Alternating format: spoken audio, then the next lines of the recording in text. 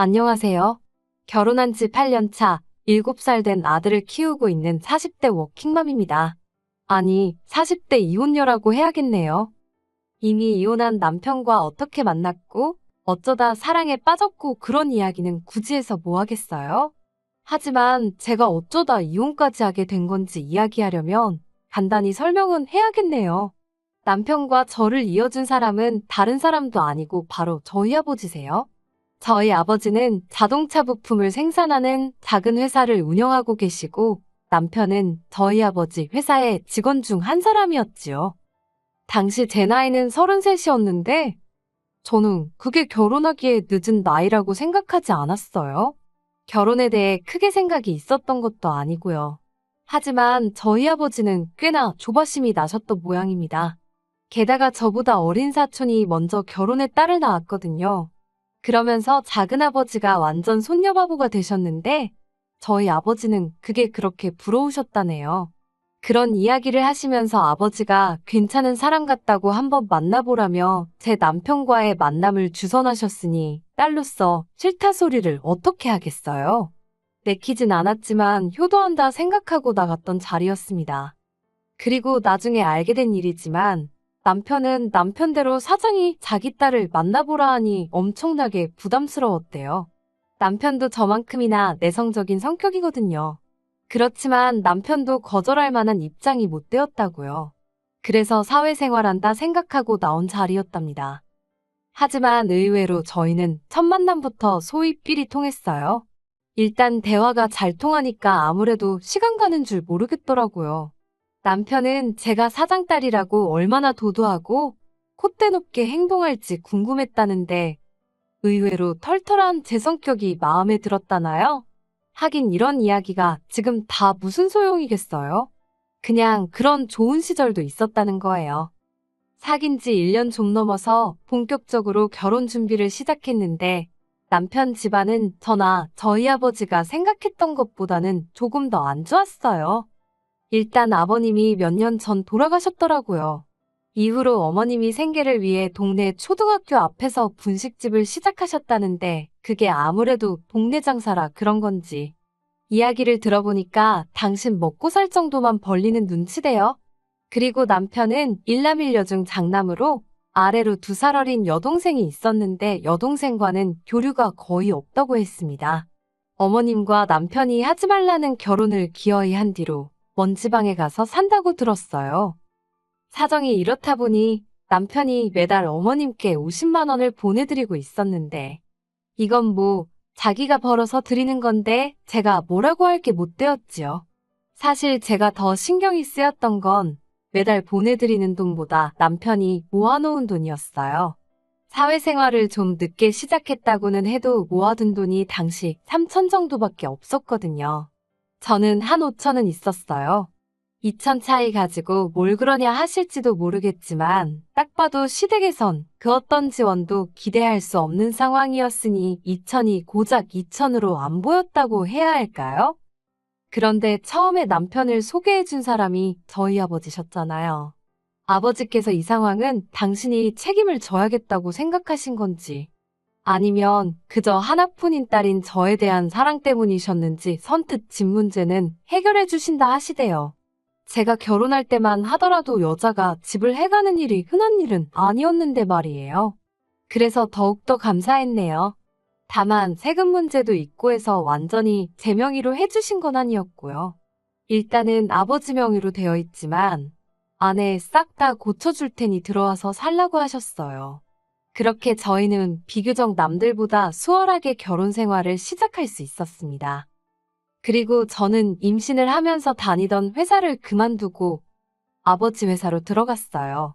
사실 저는 대학에서 미술을 전공하기도 했고 아버지 사업에는 크게 관심이 없었거든요. 그래서 다른 회사에 입사해 직장 생활을 하기 시작했지요. 그 점을 아버지는 늘 아쉬워하셨고요. 아버지는 저한테 회사를 물려주고 은퇴할 날만 기다리시던 분이셨으니까요. 그런데 막상 결혼을 하고 나니까 언제가 될지는 몰라도 임신이나 출산, 그리고 육아까지 이런저런 생각을 해보게 되대요. 그리고 솔직히 남의 회사를 눈치 보면서 다니느니 아버지 회사에서 일을 하는 게 낫겠더라고요. 그래서 아버지 회사로 이직을 했네요. 그런데 정말이지, 저희 아버지지만 정말 깐깐하신 분이셨어요. 특별 대우 같은 건 전혀 없었습니다. 출산 2달 전까지 남들하고 똑같이 9시부터 6시까지 근무했고, 출산 이후엔 친정어머니께 아이를 맡기고 일을 다녀야 했거든요. 월급도 남들 받는 만큼 받았고요. 정말이지, 실수라도 하는 날이면 다른 직원들 앞에서 호되게 욕을 먹기가 일쑤였지요.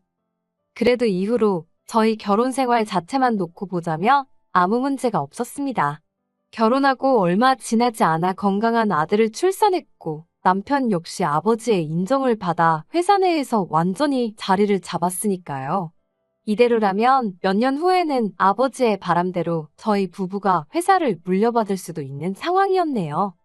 그런데 저희 인생에 생각지도 못한 변수가 나타났으니 그건 그간 교류가 거의 없던 신우였습니다. 신우하고는 정말이지 그 일이 있기 전까지는 통틀어서 10번이나 봤을까 싶을 정도로 접점이 없었어요. 신우는 자기 시댁에 끔찍히 잘하는 사람이라서 늘 친정을 등한시했거든요. 그래서 명절에도 거의 얼굴을 비추는 법이 없었고, 어쩌다 어머님 생신 같은 날 만나게 되더라도 밥이나 한 끼 하는 정도였지요. 자기 오빠인 남편과도 사이가 대면대면해서 딱히 나누는 대화도 없었고요. 사실 저는 외동딸이라서 남편에게 여동생이 있다는 사실을 알았을 때 기대가 컸어요. 가능만 하다면 친자매처럼 가깝게 지내고 싶었으니까요. 하지만 남편도 그렇고 신우도 그렇고 그런 쪽으론 저에게 곁을 내주지 않으니 별 수가 없었지요. 그러다 남편과 신우가 급속도로 가까워진 계기가 있었으니 그건 바로 신우의 이혼이었습니다. 살갑지 못한 신우로 인해 어머님은 걸핏하면 저에게 연락을 해서 이런저런 이야기를 하시길 좋아하셨어요. 그리고 그날도 회사에서 일을 하고 있는데 어머님께 전화가 오대요. 안 받으면 받을 때까지 하실 게 뻔했으니 전화를 받았습니다. 그런데 어머님이 전화기에 대고 거의 곡소리를 하시는 거예요. 이어진 이야기는 충격적이었습니다. 신우가 이혼을 했다는 거예요. 신우하고 제가 친한 사이는 아니었지만 그래도 그런 일이 생겼다고 하니 당연히 놀랄 수밖에 없었지요. 어머님이 하시는 말씀이 신우 남편이 동네 여자랑 바람을 폈다대요. 심지어 한번 실수를 하고 그런 게 아니고 아주 살림집까지 차려놓고 있었다고요. 그리고는 더 어이가 없었던 건 바람피다 걸린 주제에 오히려 적반하장으로 차라리 잘 됐다며 이참에 깨끗이 헤어지자 그러더랍니다. 양육권이고 친권이고 다 포기할 테니까 자기 좀 놔달라고 했다나. 하지만 신우는 신우대로 애가 이렇게 어린데 자기 혼자 어떻게 아빠 없이 키우냐고 이혼만큼은 못한다고 버텼던 모양이에요. 그래도 결국은 한쪽이 죽어도 같이 못 살겠다고 하니까 별 수 있었겠어요? 결국 위자료 2천만 원인가 받고 이혼했다고요. 신우의 이혼 소식이 남편 귀에 들어간 이후로 남편은 하루가 멀다 하고 신우한테 전화를 해대기 시작했어요. 그리고 그 통화 내용을 듣고 있으니 솔직히 지들이 언제부터 친했다고 저러냐 싶을 정도로 가관도 아니었습니다. 잠은 잘 잤냐? 밥은 먹었냐? 오늘은 어디 갈 거냐? 먹고 싶은 건 없냐? 아주 누가 보면 몇 년째 못 보고 산 애틋한 연인이라고 착각을 할 정도였다니까요. 그런데 신우가 어머님 사시는 집으로 들어오게 되면서 그 상황은 더 눈꼴시게 변했습니다. 저희 집에서 시댁까지는 1시간, 회사에서는 30분 정도 걸리는데요. 그래서인가 신우가 시댁으로 들어온 이후로부터 남편이 아주 하루가 멀다 하고 시댁에 가대요. 이것도 정말이지. 저희 남편, 퇴근하고 나면 어디 잠깐, 하다못해 마트에 들리는 것도 엄청 싫어하거든요. 그러니까 더 어이가 없었다니까요. 게다가 남편이 하루는 저한테 어머님한테 보내드리는 용돈을 50만 원에서 80만 원으로 올려드리재요. 갑작스러운 말에 왜 그러냐고 물었습니다. 그러니까 어머님 혼자 분식집에서 신우하고 시조카를 어떻게 먹여 살리냐고 그래요. 그래서 제가 어머님이 왜 신우를 먹여 살려?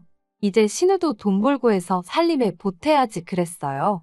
그러니까 남편이 한다는 말이 그러면 시조카는 누가 보냐입니다. 어이가 없어서? 솔직히 저도 그 부분을 걱정을 안 한 건 아니에요. 사실 어머님이 분식집을 하고 계시긴 했어도 수입이야 뻔한 상황이었고 어쨌든 입이 하나, 아니 시조카까지 둘이 늘어난 거잖아요. 그래서 하루빨리 신우가 일을 구해야 할 텐데 하고 저 혼자 마음이 급했지요. 하지만 이게 웬걸. 신우가 시댁으로 들어간 지 한 달이 다 되도록 신우는 일을 구할 생각이 없어 보였습니다. 그리고 들려오는 얘기가 신우가 시댁에 들어온 이후로 하는 일이라곤 애는 애대로 내버려두고 술만 찾는다는 거예요. 남편은 그런 시댁에 가서 기어이 신우의 술상대가 되어주고 있었던 거고요. 그러면서 돈까지 퍼주자니 어떤 여자가 좋다고 하겠어요?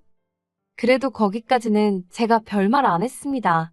남매끼리 그동안 못다한 우애 좀 다져보겠다는데 제3자인 제가 무슨 말을 한들 들어먹기나 하겠나 싶었거든요.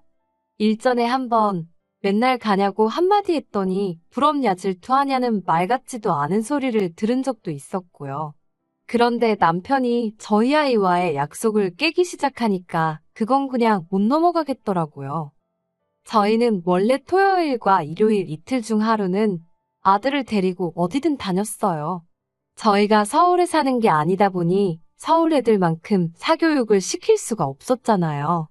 그래서 대안으로 생각해낸 게 이런저런 간접 경험을 많이 시켜주자는 거였지요. 저희 아들도 아직 어려서 그런지 저희랑 그렇게 어디 가는 걸 좋아했고요. 그런데 언젠가부터 걸핏하면 신혼에서 술을 떡이 들 때까지 마시고 오더니 그 여파가 주말까지 가더라고요. 그래서 다음 주에 가면 안 되냐, 그냥 동네 카페나 가면 안 되냐 하고 이리저리 빠져나갈 궁리만 하던데. 그게 당연히 제 입장에서도 서운했지만 애가 얼마나 실망을 하던지요. 실망한 아들 얼굴을 보고 있으면 당장이라도 졸고 있는 남편을 발로 걷어차고 싶은 충동이 드는 지경이었지요. 그런데 남편은 거기서 그치지 않았습니다.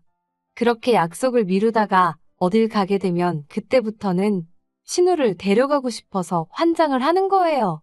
정말이지 말이 나와서 그런데 팔불출 같지만 저희 아들이 저를 닮은 건지 미술 쪽에 재능을 보여요. 그래서 저는 주로 박물관이나 미술관 위주로 아이를 데리고 다니는 편이었거든요. 그런데 신우네 애는 이제 겨우 3살이에요. 3살짜리가 박물관이나 미술관 가서 뭘 얼마나 집중해서 볼 수 있겠어요. 그리고 애시당초 못 들어오게 하는 곳도 많고요. 그러니 신우를 불러서 같이 간다는 건 제 입장에선 정말 내키지 않는 일이었답니다. 애로사항은 그뿐만이 아니었어요. 신우가 어머님이랑 같이 사는데 매번 어머님만 빼놓고 저희끼리 어디 갈 수가 있나요? 그러면 원래는 남편과 저 그리고 아들까지 3명만 움직이면 끝날 일인데 어머님 댁에 가서 어머님하고 신우하고 시조카까지 챙겨야 되는 것 물론이고 또 다 끝나면 집에 데려다 줘야지. 그뿐인가요?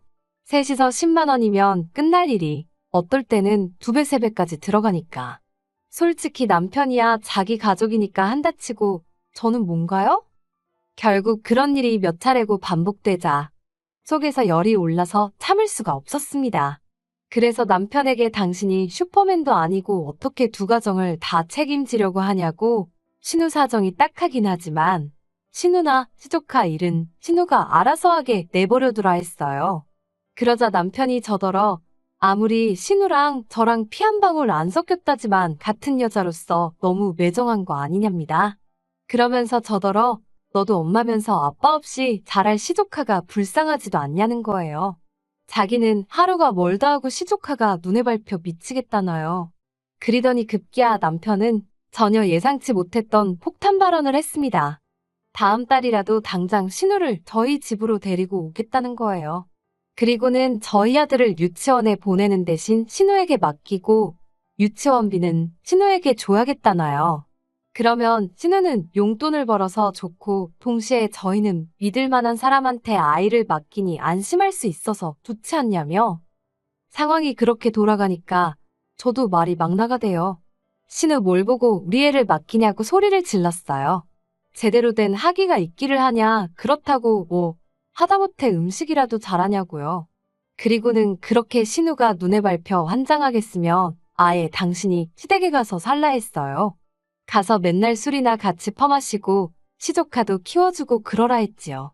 그렇게 퍼붓고 나서도 한동안 분이 안 풀려서 죽는 줄 알았다니까요. 그런데도 남편은 제가 하는 말이 그냥 하는 소린 줄 알았나 봅니다. 그렇게 다투고 얼마 지나지 않았던 어느 날이었어요. 대뜸 전화를 해서는 저더러 작은 방을 치워놓으라대요. 이따 오후에 신우가 이사를 올 거라면서요. 이사, 무슨 이사? 무슨 소리를 하는 거냐니까 자기가 저번에 이야기하지 않았냐면서 진짜 같이 살기로 했답니다. 진짜 정신이 나가기라도 한 건지 저한테 대놓고 통보를 하더군요. 제가 남편더러 신우만 들어왔단 보라고. 그날로 당신과 나는 끝이라고 했어요. 그런데 몇 시간이나 지났을까 누군가 초인종을 눌러다가 보니 신우가 정말로 시조카를 데리고 왔더군요. 짐도 바리바리 싸들고 말이에요. 거기다 어머님은 왜 따라오신 건지. 마음 같아선 당연히 문도 열어주고 싶지 않았지만 어머님도 계시니 어쩌겠어요. 일단 현관문은 열어줬네요. 그리고 정말이지 까놓고 말해서 신우가 성질머리가 못 되쳐먹기라도 했다면 모르겠는데 저희 신우는 단순하고 멍청하지 성품이 나쁜 건 아니거든요. 그렇게 어색하게 거실에 셋이 모여 앉았습니다. 신우가 저더러 자기는 어느 방 쓰면 되는 거냐고 묻대요. 그래서 제가 신우에게 사실 오빠랑 나랑 상의가 안 된 부분이라고 나는 아가씨가 여기서 사는 게 불편하다고 솔직히 말했습니다. 그랬더니 신우가 정말 진심으로 당황한 얼굴로 저를 보더니 자긴 몰랐다면서 미안하다고 하는 거예요. 제가 다 아는 줄 알았다고요. 신우가 미안해하니까 저도 마음이 불편하고 안 좋았지요. 그런데 어이가 없었던 건 어머님의 반응이었습니다. 어머님이 대뜸하시는 소리가 상의는 안 했어도 당신 아들이 이 집안의 가장 아니냐며 저더러 당신 아들이 하는 말에 가타부타 토달고 없다고 당신 아들이 하라는 대로 하라며 역성을 내시는 거예요. 어머님이 평소에 당신 아들이 최고다 어쩌다 그런 말씀을 가끔 하시긴 했어도 그냥 아들 가진 어머니들이 노상하는 말이라고 생각하고 말았는데 가장 어쩌고 하면서 말을 들어라 마라 하시는 걸 보고 있으니 정신이 딱 들더라고요. 그리고 그때 남편이 들어왔어요. 제가 남편더러 얘기는 이따 하자고 일단은 신우랑 어머님부터 어서 댁에 모셔다 드리라 했지요. 그러니까 남편이 저더러 자기 말이 웃음냐입니다. 그리고는 갑자기 저더러 진짜 피도 눈물도 없냐면서 가족끼리 좀 돕고 살자는데 그게 그렇게 마음에 안 드냐고 혼자 분에 못 이겨서 악을 쓰는 거예요. 그런데 그 모습을 보니까 완전 제정신이 아니구나 싶대요. 같이 소리를 질러봤자 똑같은 사람밖에 안 되겠다 싶어서 남편에게 이 집이 누구 집인지나 알고 지금 큰 소리를 내냐고 조근조근 따져 물었습니다. 그러자 어머님이 당신 아들이 네 애비 밑에서 개같이 일을 하는데 이제 와서 집 해준 걸로 생색이냐입니다. 어이가 없어서 누가 보면 돈 안 받고 일한 줄 알겠다고 입 조심하시라 했네요. 그러자 제 말버릇 좀 보라며 당신 쓰러지신다고 뒷목 잡으시는데 사람이 생각보다 쉽게 안 쓰러지거든요. 그래서 어머님 떨어 쇼하실 거면 나가서 하시라고 하나도 안 궁금하다고 쏘아붙여버렸네요. 저한테 그런 거 씨알도 안 먹힌다고요. 이후로는 뭐 지리한 싸움이었지요. 결국 이혼하자는 말이 나왔는데 남편이 재산의 절반을 달라는 헛소리를 해대더라고요. 그래서 결국 제가 소송을 걸었는데 남편이 다시 항소를 하고 그래도 결국 제가 엄마이기도 하고 경제력도 있다 보니 양육권은 제 손에 들어왔어요. 그리고 위자료는 솔직히 변호사 수임료 정리하고 나니까 남는 것도 없을 만큼 조금 받았습니다. 그래도 제가 이겼다는 게 중요한 거 아니겠어요? 아, 이후로 남편은 회사를 나갔습니다. 이직은 글쎄요. 저희 아버지가 그래도 이 바닥에서 입김이 조금 세시거든요. 당분간은 쉽지 않을 거예요. 그리고 저희 아버지는 저한테 많이 미안해하십니다. 저런 놈인지 모르셨다고요. 그런데 뭐 몇 년을 같이 산 저도 몰랐으니까요. 이제 저에게는 단 한 가지의 목표만이 있을 뿐입니다. 아들에게 부끄럽지 않은 어머니가 되는 거지요. 힘들었던 시간은 잊고 열심히 제 힘으로 살아볼 생각입니다. 그러면 또 좋은 날이 올 테니까요.